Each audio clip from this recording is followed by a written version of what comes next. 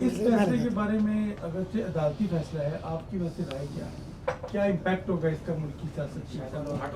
میرے خیال میں بہت دیر کر دی انہوں نے، یہ بہت پہلے ہو جانا چاہیے تھا۔ جس وقت مریض کو کوئی شکایت ہو جاتی ہے صحت کے حوالے سے تو اس پر فوری کارروائی ہونی چاہیے تھی۔ اتنا لمبا عرصہ بلا وجہ ملک کے اندر ایشو پیدا کرنا، اس پہ ایک بے قراری سامنے آ جاتی ہے، ان سے وابستہ جو حلقے ہیں ورکروں کے، لوگوں کے، وہ بلا وجہ ایک کرب سے گزر رہے ہوتے ہیں جی۔ تو یہ فیصلہ بہت اگر آنا تھا تو بہت پہلے آ جانا چاہیے تھا۔ اب بھی اگر آیا ہے، دیر آئے درست آئے۔ مولانا صاحب، پی ٹی آئی کی ایک ڈیمانڈ تھی کہ بانی پی ٹی آئی کے علاج سے ریلیٹڈ ملاقات سے متعلق، اور انہوں نے یہ کہا تھا کہ 27 ستمبر کو وہ بھرپور احتجاج بھی کریں گے اور اسلام آباد کی طرف مارچ بھی کریں گے۔ اب یہ فیصلہ آیا ہے تو آپ سمجھتے ہیں کہ پی ٹی آئی کو بھی اس حوالے سے نظر ثانی کرنا چاہیے جو ملک کی حالات حضرت یہ باتیں پی ٹی آئی کے اندرونی ہیں۔ مجھے ابھی تک یہ نہیں معلوم کہ یہ فیصلہ پوری پارٹی کا تھا یا وزیر اعلیٰ صاحب کا اعلان تھا، کیونکہ بعد کی جو کچھ خبریں ہم پڑھتے رہے اس سے اندازہ لگ رہا تھا کہ کچھ حلقے شاید اس فیصلے میں شامل نہیں تھے، لیکن پھر بھی ان کو پارٹی کا اندر کا معاملہ ہے، اس سے ہمارا کوئی زیادہ سروکار نہیں ہے، اور ابھی بھی انہوں نے فیصلہ کرنا ہے کہ وہ احتجاج برقرار رکھتے ہیں یا اب اس کو ملتوی کرتے ہیں۔ مولانا صاحب، صوبوں کے حوالے سے بڑی بحث چل رہی ہے، آپ سمجھتے ہیں کہ اس وقت ضرورت ہے اور واقعی یہ نظام جو ہے وہ ناکام ہوا ہے جس کے لیے یہ نئے صوبے یا انتظامی یونٹ ہونے چاہیے؟ وزیر داخلہ کا ایک اسٹیٹمنٹ بھی اس پہ آ چکا ہے۔ ایک بات میں پہلے آپ صحافیوں سے کرنا چاہوں گا جی، ذرا مہربانی کریں، آپ میڈیا کی دنیا میں حمایت اور مخالفت اس کی لکیر نہ کھینچیں۔ یہ ڈیبیٹیبل ایک ایشو ہے اور اس پر مختلف پہلوؤں سے بات ہو سکتی ہے۔ اصولی طور پر ایک مسئلے کی پوزیشن اور ہوتی ہے، عملی طور پر آپ جب آتے ہیں تو پھر اس کی صورت اور ہوتی ہے۔ اصولی طور پر آپ کو حق ہے آپ اپنا گھر بنائیں، لیکن کیا آپ کے پاس وسائل ہیں کہ آپ بنا سکیں؟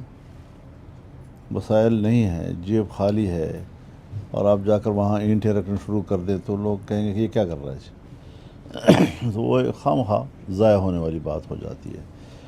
تو میری اپنی ذاتی رائے جو ہے وہ یہ ہے کہ اصولی طور پر تو ہم یونٹوں کے خلاف نہیں ہیں۔ ہم نے اس سے پہلے بہاولپور صوبے کی بھی حمایت کی تھی، ہم نے اس سے پہلے سرائیکی صوبے کی بھی حمایت کی تھی، ہم نے اس سے پہلے ہزارہ صوبے کی بھی حمایت کی تھی، ہم نے خود فاٹا کو صوبہ بنانے کا مطالبہ کیا تھا۔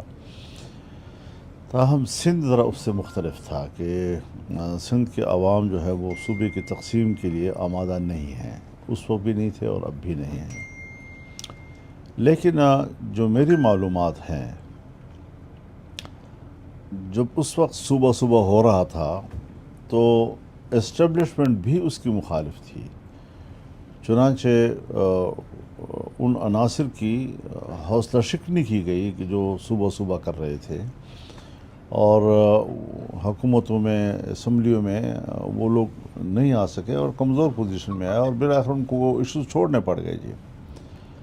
آج پھر کون سی ایسی وحی آ گئی ہے ان کے اوپر کہ ان کو پتہ نہیں کتنے، اور کوئی نقشہ بھی نہیں ہے جی، کبھی آپ 16 یونٹوں میں تقسیم کر رہے ہیں، کبھی آپ 32 یونٹوں میں تقسیم کر رہے ہیں، کبھی ہر ڈویژن کو صوبے کا درجہ دے رہے ہیں، کچھ سمجھ میں نہیں آ رہا کہ نقشہ کیا ہے۔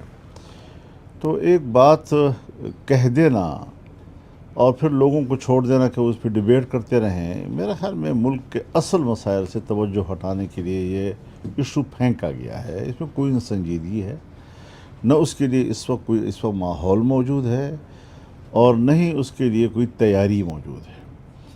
تو جب ماحول بھی نہیں ہے اس وقت اور تیاری بھی نہیں ہے، اور خواہ ایک غیر سنجیدہ گفتگو، اس کا پاکستان متحمل نہیں ہے حضرت جی۔ ہمارے حکمران تو حضرت اس وقت باہر دنیا کے ریڈ کارپیٹس کو انجوائے کر رہے ہیں، اور ان کو یہ اندازہ نہیں ہے کہ پاکستان کی سرزمین جو خون سے سرخ ہے اس کو بھی تو ہم نے سنبھالنا ہے۔ تو جہاں خون بہہ رہا ہو، جہاں ملک کی زمین جو ہے وہ خون سے سرخ ہو، اور آپ باہر دنیا میں جا کر وہاں پر آپ ریڈ سرخ قالین جو ہے اس سے لطف اندوز ہو رہے ہوں، تو ذرا گھر کو تو ٹھیک کریں۔ ہم نہیں کہتے کہ آپ باہر کی دنیا سے اچھے تعلقات نہ رکھیں۔ ہم نے تو امریکہ ایران کے درمیان ثالثی ہم نے سپورٹ کیا ہے جی۔ ہم نے سعودی عرب اور پاکستان کے درمیان دفاعی معاہدہ اس کو سپورٹ کیا ہے۔ ترکی کی شمولیت کو ہم نے سپورٹ کیا ہے۔ مصر اس میں آتا ہے، ایران اس میں آتا ہے، ہم خیر مقدم کریں گے۔ ایک اسلامی بلاک کا قیام یہ خود جمعیت علماء اسلام کی منشور کا حصہ ہے۔ تو جو چیزیں دنیا میں ہمارے اپنے فکر اور ہمارے نظریے کے مطابق آگے بڑھیں گی، ہم سپورٹ کریں گے اس کو جو۔ مناظر صاحب یہ بتائیں کہ آپ کے بیانات کی ہم نے تصدیق ہوتے دیکھا حکومت کی اتحادی جماعتوں کے سربراہ بلاول بھٹو زرداری سے۔ آپ نے ہمیشہ کہا کہ یہ دھاندلی کی پیداوار ہے، فیک ہے، جعلی ہے، سارا سسٹم وہ اس طرح ہے۔ انہوں نے بھی یہ کہا کہ فارم 47 کی پیداوار ہے وزیر اعظم شہباز شریف۔ ایک تو یہ بتائیں کہ کیا اس کی جو ہے اس کے سیاسی جو یہ تصدیق کیا، اور اس وقت انہوں نے خاموشی اختیار کی جو فورم میں آپ نے فورم پہ بات کی پارلیمنٹ میں اس حوالے سے خاموشی ہے، تو کیا اب آپ اس کو کیا دیکھ رہے ہیں، کوئی حکومت کی یا عام انتخابات کی طرف ہم بڑھ رہے ہیں؟ دیکھیے، جو ان کے بیانات ایک دوسرے کے خلاف آئے ہیں، وہ جب گلگت میں الیکشن ہو رہے تھے، پھر جب اس کے بعد کشمیر میں الیکشن ہو رہے تھے، تو چونکہ وہ ان کے درمیان کوئی اتحاد نہیں تھا، ایک دوسرے کے خلاف بول رہے تھے۔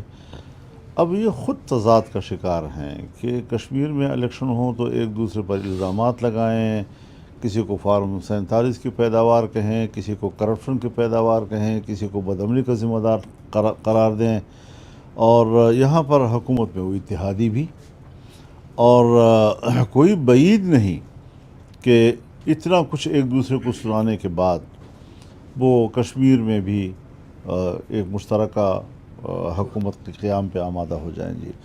تو ان کے مد نظر صرف اقتدار اور ایک کرسی اور اس کے علاوہ کچھ نہیں۔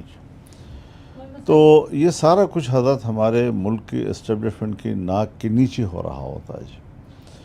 آپ مجھے بتائیں کہ ایک طرف وہ کشمیری عوام کا ووٹ لے رہے ہیں، اور نتیجے جس طرح بن رہے ہیں اور سامنے آ رہے ہیں، گلگت کس کو دینا ہے تو کشمیر کس کو دینا ہے، یہ فیصلے کہاں ہو رہے ہیں۔ ایسے حالات میں مجھے افسوس سے کہنا پڑتا ہے کہ اگر راولا کوٹ میں 2 مہینے سے لوگوں کا دھرنا بیٹھا ہوا ہے، اور ان کے مطالبات بھی کوئی ایسی باغیانہ قسم کے مطالبات نہیں ہیں، عام معمول کی زندگی اور ان کے حقوق کے حوالے سے متعلق معاملات ہیں، اس پر مذاکرات ایک دفعہ ہو بھی چکے ہیں، ایک دفعہ ان کے مطالبات تسلیم بھی کیے جا چکے ہیں، پھر اس کے بعد ان تمام تسلیم شدہ مطالبات کو دوبارہ معطل کر دینا اور باقاعدہ نوٹیفیکیشن کے ذریعے معطل کر دینا۔ اس کے بعد انہوں نے ان پر گولیاں چلائی ہیں۔ کوئی 80 سے 90 شہداء اس وقت دھرنا دینے والوں کے دامن میں پڑے ہوئے ہیں جی، اور اس کے باوجود وہ دوسری مرتبہ مجھے کہہ رہے ہیں کہ آپ ثالثی کا کردار ادا کریں، ہم بات چیت کرنے کے لیے تیار ہیں۔ یعنی وہ کوئی جذبات میں نہیں آ رہے کہ ہمارے سامنے لاشیں پڑی ہوئی ہیں اور ہم اب بھی مذاکرات کی بات کریں۔ تو ان حالات میں کیا پیپلز پارٹی نے ان کشمیریوں کو جو دھرنے میں بیٹھے ہوئے ہیں اور احتجاج کر رہے ہیں ان کے حوالے سے ایک لفظ کہا ہے؟ کیا مسلم لیگ نے جو اب وہاں حکومت بنانے کی طرف جا رہی ہے، کیا انہوں نے ان کشمیریوں کے حوالے سے کوئی ایک لفظ کہا ہے؟ اور میں پی ٹی آئی کی بھی بات کروں گا کہ ان کو بھی توفیق نہیں ہوئی کہ وہ ان لوگوں کے حوالے سے اور احتجاجی لوگوں کے حوالے سے جو مطالبات رکھتے ہیں کوئی ایک بات تو کرے، ایک لفظ تو بولے۔ اپوزیشن کا کام ہی یہی ہے کہ وہ پبلک کے ساتھ بیٹھے، پبلک کے ساتھ رہے جی۔ تو ہم نے تو اسمبلی میں بھی یہ بات کہی کہ میرے پاس پوری لسٹ موجود ہے ان کے مطالبات کی، اس میں کوئی ایسا مطالبہ نہیں ہے کہ جو عام لوگوں کی ضرورتوں سے متعلق نہ ہو اور ان کے عام حقوق سے متعلق نہ ہو، اور پھر آپ ان سے بات بھی کر چکے ہیں. تو ایک ایسی کمیٹی کہ جو سرکاری طور پر رجسٹرڈ ہی نہیں ہے اور آپ کہتے ہیں ہم نے کالعدم قرار دے دیا. ایک مسئلہ خیز قسم کی بات ہے کہ جو پارٹی آلریڈی وہ رجسٹرڈ ہی نہیں ہے اور آپ کہتے ہیں ہم نے کالعدم قرار دے دیا. تو یہ ساری وہ چیزیں ہیں کہ جس سے ہمارے ملک میں مسائل پیدا ہو رہے ہیں. پھر ہمارا صوبہ جو ہے، حضرت آپ لوگ اسلام آباد میں بیٹھے ہوئے ہیں، شاید آپ حضرات کو یہاں پر ادراک نہ ہو یا لاہور میں بیٹھے ہوئے لوگوں کو اتنا ادراک نہ ہو کہ دریائے سندھ کے مغربی کنارہ جو ہے وہ وہاں کوئی ریٹ اس وقت نہیں ہے. اور دوسری بات یہ ہے کہ لکی مروت ہو، بنو ہو، ٹانک ہو، وہاں پولیس کا چین آف کمانڈ ٹوٹ چکا ہے. وہاں پولیس نے کمیٹیاں بنا دی ہیں، پولیس نے ناکہ بندیاں کی ہوئی ہیں، راستے روکے ہوئے ہیں. وہ نہ ڈی پی او کے آرڈر کو تسلیم کرتے ہیں، نہ ڈی آئی جی کے آرڈر کو تسلیم کرتے ہیں، نہ آئی جی کے آرڈر کو تسلیم کرتے ہیں. اور مکمل طور پر انہوں نے خود اپنا کمانڈ بنا لیا ہے اور کمیٹی کا سربراہ جو کہتا ہے اس طرح ہوتا ہے جی. تو اس طریقے سے ابھی جو ہنگو میں واقعات ہوئے ہیں حضرت، پورا کمپاؤنڈ جتنا بھی تھا پولیس کا وہ طالبان نے گھیرے میں لے لیا. اور پھر انہوں نے علماء کرام سے درخواست کی کہ آپ سے کچھ ہو سکے تو آپ ان لوگوں سے بات کریں. اور پھر علاقے کے علماء کرام گئے وہاں پر اور انہوں نے ان سے بات کی اور ان سے کہا کہ ہم ان سپاہیوں کو، پولیس والوں کو آزاد کریں گے لیکن ان کو اسلحہ چھوڑنا پڑے گا اور ہم اس کا ویڈیو بھی بنائیں گے. اور ڈی پی او نے کہا ٹھیک ہے ہمیں منظور ہیں دونوں باتیں. پھر اگلے روز پتہ چلا کہ 6 بندے ابھی بھی ان کے پاس ہیں جی. پھر علماء کرام کو درخواست کی کہ جی اب ان کو بھی چھڑوائیں. پھر علماء کرام اس کے پیچھے گئے اور انہوں نے 6 بندوں کو چھوڑا. اس طرح چھوڑا کہ ایک ایک پولیس والے کو گلے بھی ملے اور 10,000 ہزار روپے بھی دیتے رہے. وہ 10,000 ہزار روپے بھی دیتے رہے. یہ تو آپ کی پولیس کی حالت ہو گئی وہاں پر جی. اس وقت کرم اورگزے کے علاقے وہاں پر تو اب کچھ بھی نہیں رہا جی. تو یہ سارا پشتون علاقہ ہے اور اس پشتون علاقے میں اور خیبر پختونخوا میں تو بالکل ہی ریٹ ختم ہو چکی ہے. حضرت آپ ہماری بات مانیں، یا تو یہ ہے کہ ہم عمدن اس کی اجازت دے رہے ہیں جی، یا کوئی ڈیپ ایسی انڈرسٹینڈنگ ہے کہیں جو پبلک کو نظر نہیں آ رہی ہے اور یہ سارا کچھ کیوں ہو رہا ہے جی. بلوچ علاقوں میں حضرت آپ چلتن کو عبور کریں تو اس سے آگے چاغی تک ہو یا آپ مستونگ اور خزدار تک جائیں، آج صرف شہروں کو بچانے کے لیے، میں آپ کو بتانا چاہتا ہوں، صرف شہروں کو بچانے کے لیے شہروں کے گرد کھدائی کی گئی ہے اور اس کے اندر فوج نے مورچے سنبھال لیے ہیں اور وہاں پر ایکوپمنٹس لے جا رہے ہیں تاکہ صرف شہر بچ سکے، ضلعی ہیڈ کوارٹر بچ سکے، تحصیل ہیڈ کوارٹر بچ سکے. باقی میدان دیہاتیں وغیرہ وہ ان کے حوالے ہیں جی. تو اس سنگینی کو آخر کیوں ایڈریس نہیں کیا جا رہا؟ اور اگر میں یہ بات کرتا ہوں تو مجھے کیوں مجرم کہا جا رہا ہے؟ صحافی چلے جائیں، عالمی انسانی حقوق کی تنظیمیں آ جائیں باہر سے، وہ چلے جائیں ان علاقوں میں، دودھ کا دودھ پانی کا پانی ہو جائے گا. تو حضرت اس صورتحال میں جب کہ آپ کے گھر میں آگ لگی ہوئی ہے اور بھائی جو ہیں وہ آپس میں بیٹھ کر اس گھر میں جس میں آگ لگی ہے، آؤ ذرا اس گھر کو کیسے تقسیم کریں، یہ کوئی معقول بات ہے؟ آپ نے آگ بجھانی ہے یا آپ نے گھروں کو تقسیم کرنا ہے؟ تو صبح بنانے کے بعد بھی ایسی ہی ہے تقریباً. مولانا صاحب یہ فرمائیں کہ آپ نے کچھ عرصہ قبل جب نواز شریف والا معاملہ ہوا تھا تو آپ نے کہا تھا جس کو اقتدار میں لانا ہوتا ہے اس کے تمام مقدمات ختم ہو جاتے ہیں اور جس کو گرانا ہوتا ہے اس کے 1 ہفتے میں اندر سارے بن جاتے ہیں. تو جس طرح سے یہ ابھی عدالتوں کے سے فیصلے آئے ہیں، اسی طرح سے نواز شریف کے الطاف حسین کے لیے مشین اس کے لندن سیکریٹریٹ پہنچ جاتی تھی.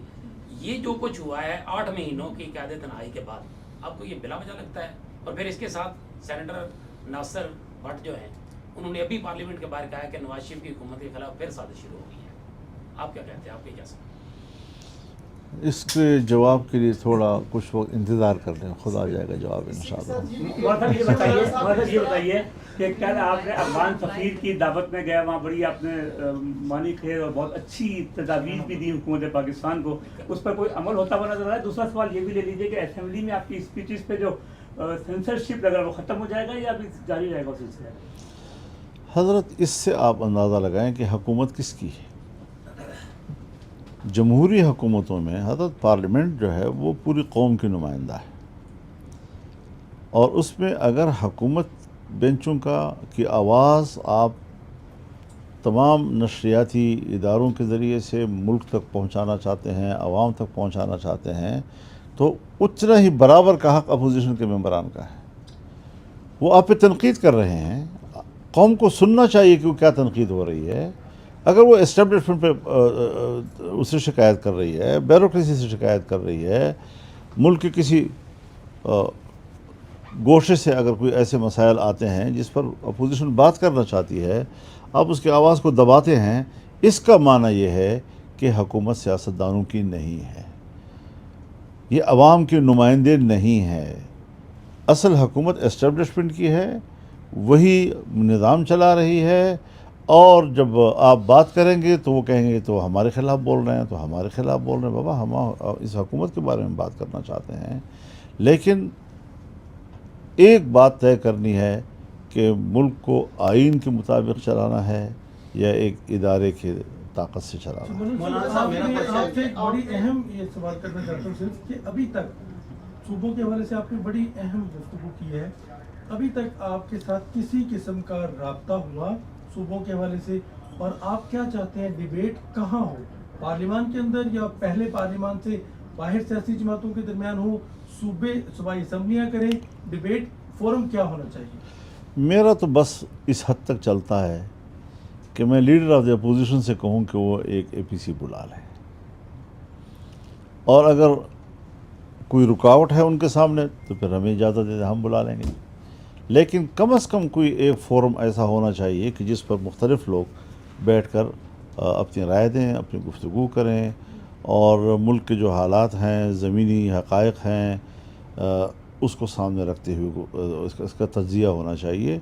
اور بہتر یہ ہے جو میں نے تجویز کیا تھا کہ پارلیمنٹ کا یا قومی اسمبلی کا ایک ان کیمرہ اجلاس بلا لیا جائے, اور حکومت باقاعدہ تمام ایوان کو یہ بتائے کہ پاکستان کہاں کھڑا ہے. میرے مغربی سرحدات بند ہیں, مشرقی سرحدات میرے بند ہیں, چائنا کے ساتھ ہمارا کاروبار بند ہیں, ہم نے ان کی انویسٹمنٹ ضائع کی ہے, تو آج ہم ان کو درخواست کر رہے ہیں کہ $170 ارب جو ہے وہ ہمیں معاف کر دو. وہ ہماری درخواست کو مسترد کر رہا ہے کہ نہیں معاف کریں گے ہم. ایران جن حالات سے دوچار ہے اس میں وہ پاکستان کی کیا مدد کر سکتا ہے. تو اس طرح پاکستان کو محصور بنا دیا ہے, ایک محصور ریاست میں اس وقت پاکستان کے عوام جو ہے وقت گزار رہے ہیں. پتہ نہیں کتنے کتنے میل ادھر سے بھی ٹرک کھڑے ہیں, ادھر سے بھی ٹرک کھڑے ہیں, پھل ضائع ہو گئے, سبزیاں ضائع ہو گئیں, اور جو ڈیورن لائن کے ساتھ یا ہمارے فاٹا کے علاقے کے جو تاجر لوگ ہیں جن کے کاروبار کا انحصار صرف اور صرف افغانستان پر ہے, کوئی دوسرا طرف نہیں ہے, تو ان بیچاروں نے کون سا گناہ کیا ہے کہ ان بیچاروں کا سارا کاروبار ہی ٹھپ ہو گئے ہیں, وہ بیچارے در بدر پھر رہے ہیں, بچوں کے لیے فکر مند ہیں. تو یہ ساری چیزیں ایسی ہیں کہ اس پر ہمیں باقاعدہ پارلیمنٹ کو بھی بلانا چاہیے. اگر وزیر اعظم صاحب پارلیمانی لیڈرز کو ان کیمرہ بلا کر ان سے بات کر سکتے ہیں تو پارلیمان کو بلا کر ان سے بات کیوں نہیں کر سکتے؟ ان کیمرہ رہے, محفوظ کرے, کوئی ریکارڈنگ اس کی نہ ہو, لوگوں کو آزادی سے بولنے دے, خود بھی کھل کر بات کرے ہمارے سامنے, تاکہ ایک سنجیدہ ماحول کے اندر جذبات سے بالاتر ہو کر حقائق کی بنیاد پر اس کو زیر بحث لایا جا مولانا سکے۔ صاحب، آپ کے حالیہ بیانات میں جس طرح آپ نے اسٹیبلشمنٹ کو للکارات تنقید کا نشانہ بنایا، اس کے بعد پاکستان تحریک انصاف کے لیے راہیں کھلنا شروع ہو گئی. سہیل افریدی صاحب کے انٹرویوز بھی میڈیا پہ چلنے لگے، عمران خان کو جو ہے منتقل کیا گیا اسپتال کرنے کی بات ہوئی. تو کیا یہ جماعت علماء اسلام کا خوف تھا یا وجہ کچھ اور ہے؟ اور ساتھ ہی خیبر پختونخوا کے حوالے سے آپ نے بات کی، وہاں پر لشکروں کی باتیں ہو رہی ہے، عوام کو لشکر بنانے کے لیے طرح سے اکسایا جا رہا ہے. تو اگر عوام نے یہ سب کچھ کرنا ہے تو پھر یہ ادارے کہاں پر ہے اور صوبائی حکومت کہاں پر ہے؟ اسی وجہ سے میں نے یہ ضرور کہا ہے اور اب بھی میں اپنے موقف پہ قائم ہوں کہ اگر آپ لشکر بنائیں گے، ایک تو یہ ہے کہ لوگ خود لشکر بنا لیں. اب جب ایک گاؤں ہے یا ایک علاقہ ہے جہاں فوج بھی نہیں جا رہی، ان کو تحفظ نہیں دے رہی، پولیس بھی نہیں جا رہی، ان کو تحفظ نہیں دے رہی، اور ان کے اوپر یہ مسلح گروہ جو ہیں وہ آ کر دعویٰ بول دیتے ہیں یا ان علاقوں پہ قبضہ کر لیتے ہیں، تو لوگ اگر اپنے طور پر کوئی مزاحمت کرتے ہیں وہ تو ان کی مجبوری ہو سکتی ہے. لیکن جب حکومت کی طرف سے لوگوں کو ترغیب دی جاتی ہے تو یہ اصول ہمارے نزدیک ٹھیک نہیں ہے. ہم نے دیکھا ہے بنگلہ دیش میں 1971 میں جب ایک طرف مکتی واہنی بنی تھی عوامی لیگ کے نگرانی میں، اور دوسری طرف البدر اور الشمس کی تنظیمیں بنی تھی، پاکستانی فوج کا شانہ بشانہ ہو گئی، تو بنگلہ دیش تو بن گیا، اور فوجیں تو آ گئیں، انڈیا کی بھی چلی گئیں اور پاکستان کی بھی واپس آ گئیں. لیکن حسینہ واجد کی آخری حکومت تک بھی جماعت اسلامی کے لوگوں کو اور البدر اور الشمس کے لوگوں کو پھانسیاں ملتی رہیں جی، وہ دشمنیاں ختم نہیں ہوتی جی. تو یہ تو قبائلی لوگ ہیں حضرات، مقامی لوگ ہیں، وہ لوگ بھی مقامی ہیں، یہاں بھی لشکر کے لوگ مقامی ہیں. وہ جب ایک دوسرے کو قتل کر دیتے ہیں تو وہ تو بدلے پھر پتہ نہیں نسلوں کے بعد بھی لیے جاتے ہیں. تو اس مشکل سے لوگوں کو کیوں دوچار کیا جا رہا ہے، اور حکومت کہاں ہے، ہمارے جو لا انفورسمنٹ کے جو ادارے ہیں وہ کدھر ہیں، اور وہ کیوں ناکام ہو رہے ہیں، اور کیوں لوگوں سے کہہ رہے ہیں کہ تم لشکر بناؤ اور تم لشکر بناؤ اور تم لشکر بناؤ. اس کا معنی ہے کہ وہ اپنی بے بسی کا اظہار کر رہے ہیں جی. تو یہ چیزیں ہمارے مد نظر ہیں، ہم سنجیدہ سوالات کر رہے ہیں. ہمارے سنجیدہ سوالات کو تنقید کہا جاتا ہے، تنقید نہیں ہے. یہ ملک ہمارا ہے، ہم پارلیمان کے لوگ ہیں، ہم آئین کے ساتھ کھڑے ہیں، ہم ملک کے نظام کے ساتھ کھڑے ہیں، ہم نے اس کے حلف اٹھائے ہوئے ہیں اور ہم اپنے حلف پر ہم قائم ہیں. یہ تو وہ جواب دیں کہ جنہوں نے حلف اٹھایا کہ ہم سیاست میں حصہ نہیں لیں گے اور پوری سیاست ان کے کنٹرول میں ہے، ذرا انہوں نے اپنا محاسبہ کرنا ہے. مولانا یہ بتائیں، میرا کوشچن یہ ہے کہ جو آپ نے اسپیس کی بات کی، جو مجھے سمجھ آئی ہے کہ اس وقت پولیٹیکل اسپیس جو ہے وہ نہیں ہے. سیکنڈ ٹیئر کی لیڈرشپ آپ کہہ سکتے ہیں پریزیڈنٹ آصف علی زرداری اور میاں شہباز شریف، چونکہ فرنٹ لائن کی جو لیڈرشپ تھی بینظیر بھٹو اور ادھر پرائم منسٹر سابق پرائم منسٹر نواز شریف. اگر آپ ان کیمرہ اجلاس میں APC بلوا بھی لیتے ہیں، پرائم منسٹر آف پاکستان آپ کو بریفنگ دے بھی دیتے ہیں، لیکن وہ جو آئین پہ عمل درآمد ہے اور پھر جو سیاسی سپیس ہے، کیا وہ سیاسی سپیس مل جائے گی؟ یہ ایک پیج پہ آ جائیں گے آپ لوگ؟ نہیں، ایک کوشش تو ہو، یہ تو نہیں کہ ہم گھروں میں ہاتھ پہ ہاتھ ڈال کے بیٹھے ہیں. کوشش تو ہو. ہم جو تجاویز دیں گے وہ اس لیے تو نہیں دیں گے کہ ہمیں پبلک سن رہی ہے اور ہم پبلک سے واہ واہ کی توقع رکھ رہے ہیں، صحافی لوگ ہمارے بارے میں کیا کیا ٹکر چلا رہے ہیں، وہ کیا خبریں ہمارے بارے میں پھیلا رہے ہیں. یہ چیز تو نہیں ہوگی نا. بالکل خالصتاً ہر ایک جو ہے وہ بالکل حقیقت پسندانہ بنیادوں پر بات بھی کرے گا، تجویز بھی دے گا، اور ہم تسلی کے ساتھ، چونکہ اسٹیٹ کا معاملہ ہوتا ہے تو بعض دفعہ اسٹیٹ کے معاملات کے جو نازک پہلو ہوتے ہیں، حساس پہلو ہوتے ہیں، اس کے لیے اگر ان کیمرہ اجلاس ہو تو یہ روایات ہیں، ہر جگہ ہوتی ہیں دنیا میں. PTI اور JUI کے درمیان کچھ ملاقاتیں بھی ہو رہی تھیں، بات چیت بھی ہو رہی تھی، اور ابھی حال ہی میں ترجمان KP کے گورنمنٹ نے کہا کہ ہمارے اور ان کے درمیان امید ہے جلد تحریری معاہدہ ہو جائے گا. اس حوالے سے کوئی ڈیولپمنٹ ہے؟ جہاں تک انہوں نے کہا ہے وہ تو صحیح ہے. اس سے آگے نہ ان کو پتہ ہے نہ مجھے پتہ ہے. یعنی تحریری معاہدہ ہو جائے گا؟ مولانا تحریری معاہدہ ہو جائے گا جی، وہ کہہ رہے ہیں کہ تحریری معاہدہ جلد ہو جائے گا. یہاں تک پہنچنا چاہیے نا ہمیں. یعنی اگر ہم نہیں پہنچ پا رہے تو اس وجہ اس کی کیا ہے؟ ہم تو 2-3 سال سے اس انتظار میں ہیں کہ ہم کسی ایک حتمی نتیجے پر پہنچ جائیں. صرف یہ بات کافی نہیں ہے کہ میں تحریک چلاؤں اور آپ میرے تحریک مجھے سپورٹ کریں، مجھے افرادی قوت مہیا کریں، بلکہ جو ماضی کی تلخیاں ہیں ان کے اسباب کیا تھے، ہمارا موقف کیا تھا، اختلاف کی وجوہات کیا تھیں، اس کو ہم کس طرح سمیٹیں گے. یہ ساری چیزیں جو ہیں اس سنجیدہ گفتگو کی ذرا طلبگار ہوتی ہیں. تو یہ ساری چیزیں ہیں جس کے لیے ہم سمجھتے ہیں کہ ہمیں ایک اچھے ماحول کی طرف جانا چاہیے. اس میں کوئی شک نہیں ہے کہ پی ٹی آئی اور جے یو آئی کے درمیان تلخیوں کا جو ایک دور گزرا ہے وہ ہمارے عمومی مزاج کے مطابق نہیں تھا. لیکن بہرحال ایک حادثہ سمجھیا جو بھی ہوا اب چاہتے ہیں کہ ایک معمول کے مطابق حالات لائیں. اختلاف بھی ہو، اختلاف دوسری پارٹیوں سے بھی ہوتا ہے. مولانا محسن نقوی کا بیان آپ نے سنا ہوگا. کیا آپ بھی سمجھتے ہیں کہ نظام واقعی فیل ہو چکا ہے، اور کیا شہباز شریف حکومت اور یہ اسمبلیاں اپنی مدت پوری کر سکیں گی، یا اس سے پہلے آپ جاتے ہوئے دیکھیں؟ دیکھیے، ایک ہے میری بات، میں تو یکسو ہو کر اپنی پارٹی کی نمائندگی کرتے ہوئے، اپنے حلقہ اثر کی نمائندگی کرتے ہوئے ایک موقف دے رہا ہوں کہ سسٹم ناکام ہے. عوام کا فیصلہ کچھ ہوتا ہے، نتیجہ کچھ آتا ہے. جو لوگ اقتدار میں ہیں، عوام ان کو اپنا نمائندہ نہیں سمجھتے. پاکستان میں ملک کے داخلی معاملات کے حوالے سے ان کی کارکردگی زیرو ہے، اور وہ صرف اپنے آپ کو قوم کے سامنے بطور حکمران ظاہر کرنے کے لیے پھر بیرون ملک کے ریڈ کارپٹ پر انحصار کر رہے ہیں. اچھی بات ہے، ہم جہاں ان کی عزت ہوتی ہے ہم بھی سمجھیں کہ پاکستان کی عزت ہے، لیکن تو درون درچ کر دی کہ برون خانہ آئی. تو ذرا کچھ ملک کے اندر کی جو صورتحال ہے، آگ جل رہی ہے اور آپ جا رہے ہیں دوسرے کے گھر میں کھانے جو ہیں انجوائے کر رہے ہیں، تو یہ بڑی عجیب سی ایک صورتحال بن جاتی ہے. یہی وجہ ہے کہ سسٹم جو ہے وہ بہرحال اس وقت پاکستان میں نہیں ہے. جمہوریت نہیں ہے، آئین نہیں ہے، قانون نہیں ہے. صرف ایک شخص یا اس کا ادارہ، وہی اب ملک کا آئین، وہی ملک کا قانون، اسی کی زبان قانون، اسی کا فیصلہ قانون. اس طرح ملک کیسے چلے گا جی؟